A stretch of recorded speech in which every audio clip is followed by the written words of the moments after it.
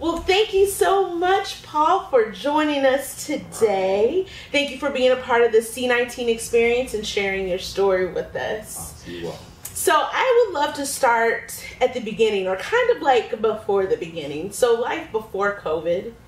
And well, what do you do? How are you connected to Rodney? Currently, I'm a staff chaplain at IU North Hospital. Okay. And one of my units that I cover is the ICU and the emergency room. Okay. Especially, so. Okay. So, as the chaplain at IU, what was life like sort of before COVID versus life after COVID? Or once COVID began? Right. Prior to COVID, it was kind of business as usual. Mm-hmm.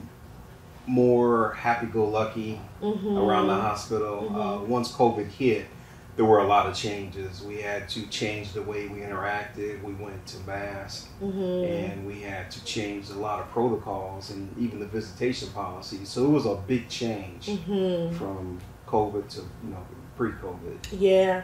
I imagine, and please correct me if I'm wrong, that you are the person that is there helping folks when, during, or even after the loss of a loved one. Correct. And having the restrictions of not being able to talk to them face to face, them not being able to be with their loved one as their loved one is passing, and just this sort of rapid succession of everything that happened when someone was infected with COVID, that probably changed a lot about how you did what you did.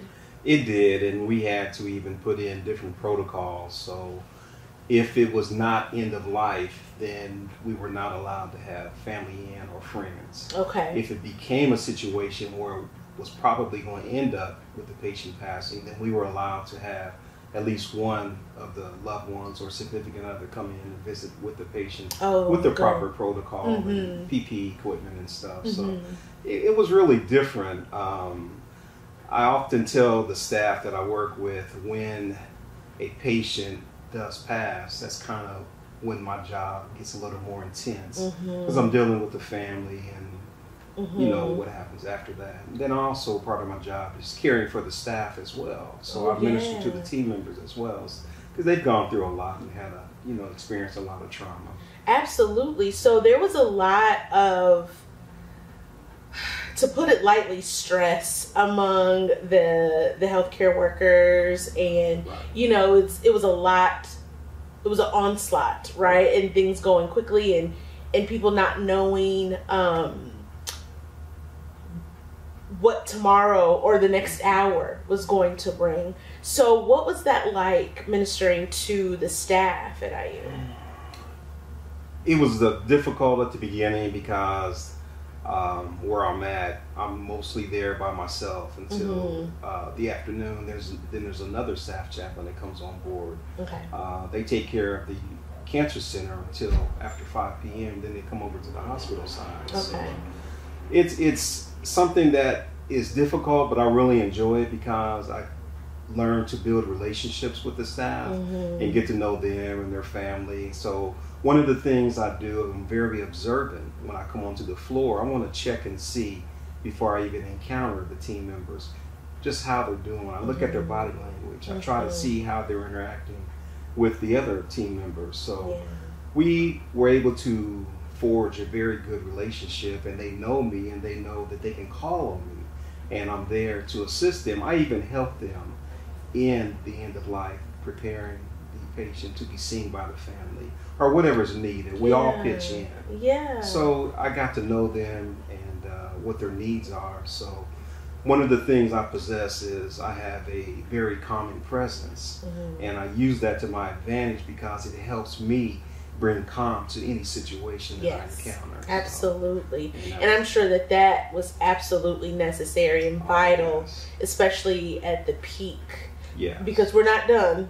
COVID is not gone. It's not gone. But especially at the peak when it was still very new and there was little information, I'm sure that was absolutely helpful. So that's wonderful to know that you're not only there to help the families, but also the staff. So the staff have a spiritual support there. Exactly. That's wonderful. Now, how did you sort of take care of yourself? You are the caretaker of all of the folks, of the caretaker. You're the caretaker of the caretaker. Right. So how did you take care of yourself during this time?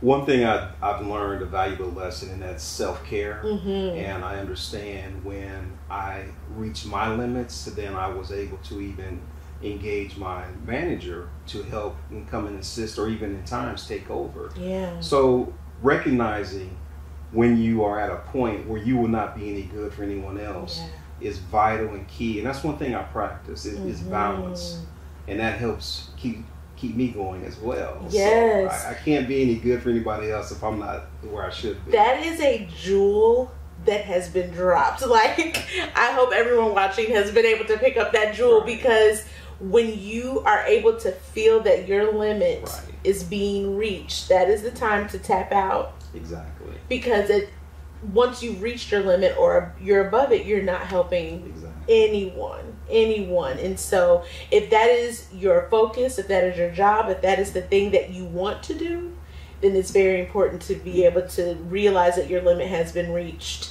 and call in for some reserves, some assistance. I think that's wonderful. Very good. So one day Rodney Stepp comes into IU. Tell me about your experience with Rodney. Oh, I come in on a Monday, and as I do every day, I have a huddle on the ICU, and I'm always there, and we meet with other team members there, and we meet with other people in the hospital that care for patients. So we have other staff members we encounter. So I'm looking down at my list of my patients, and he happened to be one of them. I said, I know that name. Why do I know that name? I go and call my wife, and then she reminds me. I said, oh, okay, I got it. So, of course, we have to keep everything the way it should be. So once I find that out, like I do, if I'm not able to visit a patient because they're not awake or they're vented or sedated, my practice is to still go by the room, and I'll sit and I'll pray with the patient, I'll pray for the patient, I'll pray over the patient, until such time as I can find out from them, how can I best serve you? How can I partner with you? How can I best come alongside you in this time of need? So with Rodney, it was special. There was just something special about him. It was different than all the other encounters I've had. And one of the things we did during COVID was, because family members were not able to come in, part of my job was to call the family members to check in on them, to see how they're doing. Now, I don't give updates because that's the nurse and doctor's job, but I can check in on that patient's loved ones. And that's what I did for Rodney. And it was just so amazing to hear the strength and determination of his wife, and how we come together and we even pray together over the phone. And that's, for me, I have a success when I'm able to connect with anyone that's either religious or spiritual, how I can partner with them. That really makes my job a lot easier. I can imagine. But that's how I came to know Rodney, and I just continue to pray for him and wait for him to do. One of my prayers is, God, you created this person, you know all about them, you know what they stand in need of. I'm here as your humble servant, just being a willing vessel to do what you would have me to do, or say what you would have me to say. So I just keep it simple, and then I'll just allow my faith to kick in for whatever situation or person. So you were there praying with Sheena while Rodney was under sedation. Correct. He was intubated. Sedated. And so once Rodney woke up, were you able to talk to him? Oh, yes. And what was that like? It was amazing. Of course, he was weak, but he had such a beautiful, calming, peaceful look in his eyes, and we connected immediately. Initially, I could see him through the glass, and I would just nod to him and let him know I was praying for him. And then when I was able to go in and speak a little bit, because I know he had a lot going on and a lot to recover from, and a couple times it was really touch and go. But my belief is this: God, with God and serving God and living for God, it's a win-win situation. Right. We can ask God to heal, but we can't tell him how to heal. Mm-hmm. And I said, do your thing, Lord. Yeah. And working with Rodney, it just, our spirits just connected. Mm-hmm. And little by little, we got a little more engaged, and I was just there really to support him in any way I could. We take care of the mind, body, and spirit. Mm-hmm. So I let the medical people handle the mind and body. Yeah. And when it's appropriate, I tap in with them in their spirit. Which is an extremely vital part of the recovery process. Yes. And with all of the love and the prayer and just the energy that was surrounding Rodney and the hospital at that time, right. I know that all of that is key to the reason that he is up and walking around and still doing what he has done, but with a higher purpose at this point. Yeah. Yes. So thank you so much. Thank you so much for your service and what you do day to day. And as just a member of the human community, thank you so much for what you do, but also especially thank you for what you did for Rodney while he was at IU. I'm certain that we wouldn't be here without your help and the help of everyone else. So thank you so much. You're welcome. And thank you for being here and talking to me today. My pleasure. All right. The invitation. Thank you. Thank you.